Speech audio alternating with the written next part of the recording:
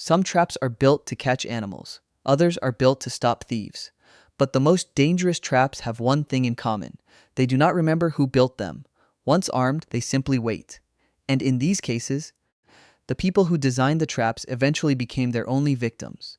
The doormat, Musa Gazmez, was 80 years old, a retired engineer who had spent part of his working life in Germany's home security industry.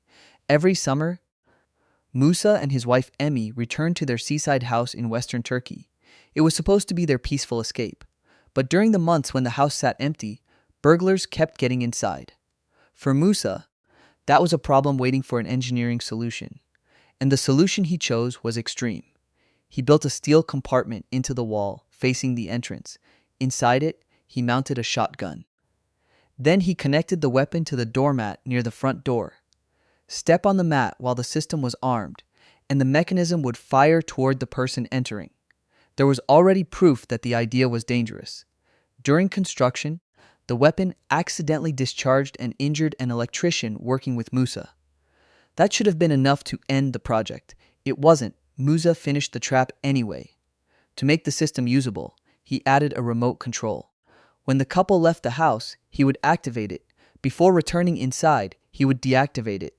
For years, that routine apparently worked. Arm it when leaving.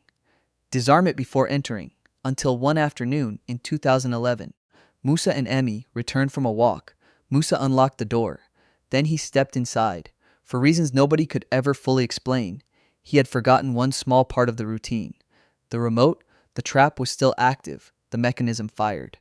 Musa and Emmy were both struck and died at the entrance to the home they had spent years trying to protect.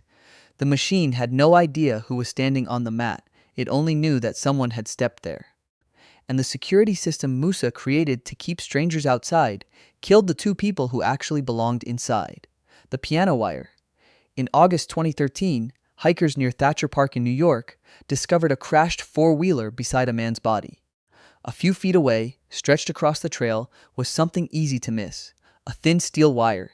It ran across the path at roughly neck height. The dead man was 50-year-old Daniel Ricketts. Behind his property, Daniel had been growing 4 marijuana plants. He worried that someone might discover them and steal them, so he surrounded the area with defenses. There was barbed wire. There was a steel animal trap. And across the path leading toward the plants, Daniel installed a thin steel cable similar to piano wire. Someone walking or riding through the trail might not notice it until it was too late. That was the entire point. The trap depended on invisibility. But Daniel himself still used that same path. One Saturday, he climbed onto his four-wheeler and headed toward the plants. He knew the wire existed. He even knew approximately where it was. But knowing that an almost invisible wire is somewhere ahead is not the same as seeing it. Especially while riding at speed, Daniel drove directly into the cable. The impact threw him from the vehicle and caused fatal injuries. There was nobody nearby who could help. The trap had worked exactly as intended. It stopped the person traveling down the path. It simply stopped the wrong one. Daniel created it because he believed someone might steal 4 plants. Instead, the only person it ultimately caught was him. The monkey fence. Noor Alam Ghazi had had enough of monkeys near his home in Assam, India. Monkeys had reportedly been entering homes and causing trouble. Noor Alam lived alone. And after repeated raids, he decided to create his own defense. He took exposed electrical wire and connected it to live electricity. Then he stretched the wire around parts of the house using improvised supports. Anything touching it could receive a powerful shock. For an animal crossing the barrier, that could be fatal. But electricity does not recognize species, and Nur Alam still needed to move around his own house. One morning, he stepped outside. For a moment, he apparently forgot that the wires were energized. He touched the barrier. The current passed through him. He collapsed near the doorway and died before anyone could save him. Hours later, his older brother Abdul Qadir came to the house. He found Nur Alam lying on the ground. But Abdul did not know the electrical system was still live. He reached toward his brother. That contact exposed him to the same current. He died beside him. Then the family dog approached. It was killed as well. 3 lives were lost around the entrance to one house, and the monkeys Nur Alam had been trying to stop were never the victims. He built the barrier for them. It killed him, his brother, and the animal that followed them. The Thanksgiving incident. Ronald Sear was 65 years old and lived in Van Buren, Maine. He believed his property had been repeatedly targeted by burglars, and in his view, ordinary protection had failed. So Ronald decided to create something that would make opening his front door extremely dangerous. He mounted a loaded handgun inside the house. Then he connected it to the door. When the door opened far enough, the mechanism could pull the trigger. The idea was simple. If a burglar forced his way inside, the gun would fire before he could enter. But on Thanksgiving Day in 2019, the person who opened the door was Ronald himself. Whether he had forgotten the trap was armed or simply made one fatal mistake was never completely clear. The door moved, the gun fired. Ronald was hit at very close range. But unlike several others in these stories, he did not die immediately. He was still conscious, still able to use a phone. And in one final piece of irony, the man who had believed the authorities were not protecting him called 911. He told the dispatcher that he had been shot by his own booby trap. Emergency crews arrived. But Ronald could not be saved. And once officers entered the property, they discovered that the door trap was not the only danger. There were additional traps inside. The house had become hazardous even for the people trying to recover its owner. Ronald had built the system because he believed he would have to protect himself. When the system finally turned against him, the people he called for help were the very people he had stopped trusting. The Tripwire Joss Potvin was 75 and lived alone in a mobile home near Lévis, Quebec. Like several people in these cases, he worried about intruders. So he created a trap inside his home. A thin line was stretched low across the floor. It was attached to the trigger of a loaded rifle positioned across the room. Catch your foot on the line, and the movement could fire the weapon. For a burglar walking through an unfamiliar home, the trap could be almost impossible to notice. But Yoss had one serious problem. He also had to walk through that room, every day. At first, he probably thought constantly about where the wire was. Steep over it. Avoid it. Remember the rifle. But people become accustomed to danger. When something sits in the same place for long enough, the brain begins treating it like furniture. One day in October 2010, Joss crossed the room. His foot caught the line. The rifle discharged. He was fatally wounded. When authorities later entered the home, the weapon and the trap were still in position. The systems never needed a burglar. The stranger Joss feared never arrived. The only person who triggered the rifle was the man who had installed it. The Poacher. Late at night in eastern India, Surath Pradhan entered a forest with two other men. They were there to hunt wild animals illegally. But Surath did not rely on a rifle. His method was electricity. He connected exposed wire to a high-voltage power source and stretched the wire through areas where wild boar and deer were likely to travel. Anything touching the energized metal could be killed almost immediately. It was silent, cheap, and brutally efficient. Surath had apparently used similar traps before, but that night, rain had soaked the forest. The ground was wet, vivazine was poor. And somewhere in the darkness, Surath moved through the same system he had installed. Then he made contact with the live wire. The electrical current killed him. His companions fled. They left him in the forest. When Surath failed to return home, his family began looking for him. The next morning, they found his body near the wires. Even then, the trap remained dangerous. The electricity had to be shut off before people could safely approach. Authorities had reportedly removed several similar illegal electrical traps from the region during previous months. Each one had been designed to turn an animal's normal route through the forest into a deadly path. But that night, Surath entered the forest as the hunter. His own wire decided otherwise. The Mousetrap. Paul Morningstar lived alone in Bodfish, California, and over time he became deeply convinced that someone might come after him. That fear changed the way he lived. Eventually, it changed the entire house. Paul placed firearms around different rooms. Then he created improvised triggering mechanisms using mousetraps. A movement in the wrong place could snap a mousetrap. The mousetrap could pull another mechanism, and the gun could fire. The result was a home where an intruder could be shot without Paul ever confronting him.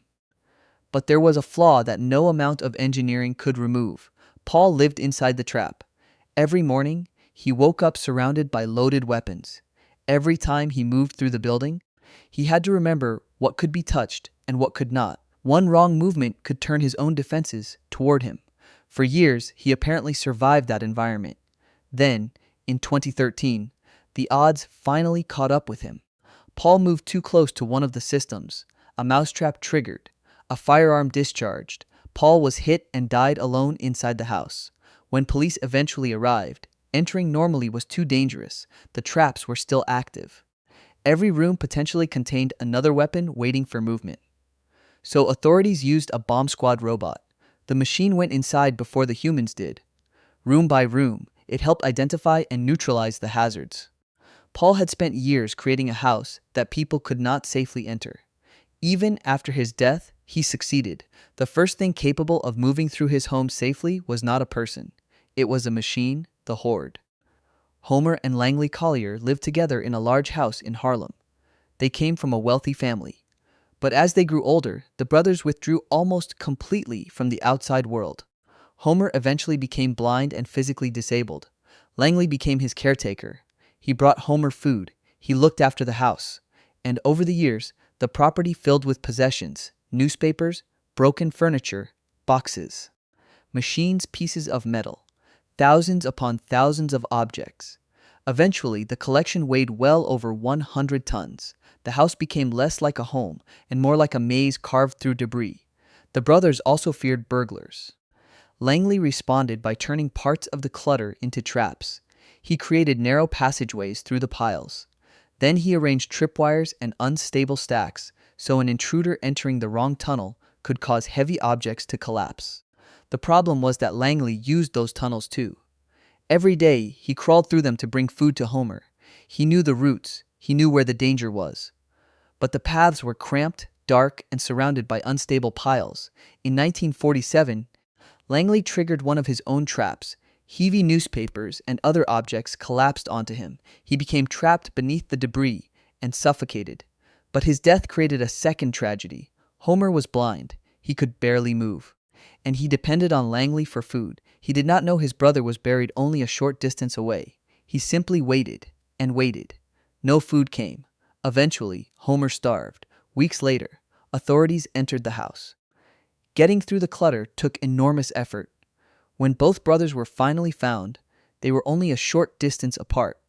Langley had built the traps because he believed they would protect the brothers from outsiders. Instead, one trap killed him.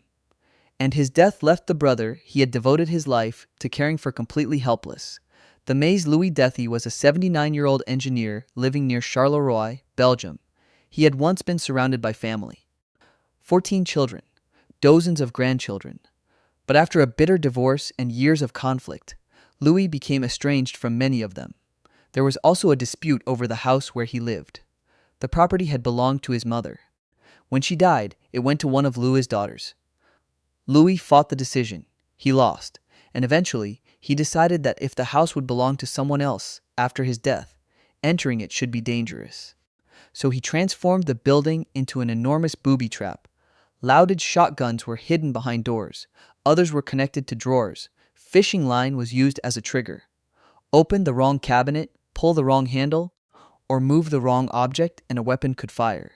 Even ordinary household items were incorporated into the design. By the time Louis finished, nearly 20 separate traps were believed to be waiting inside. Louis kept notes. He used codes and riddles to remind himself where the dangerous areas were. And because he lived there, he had to remember every single one. For a while he did.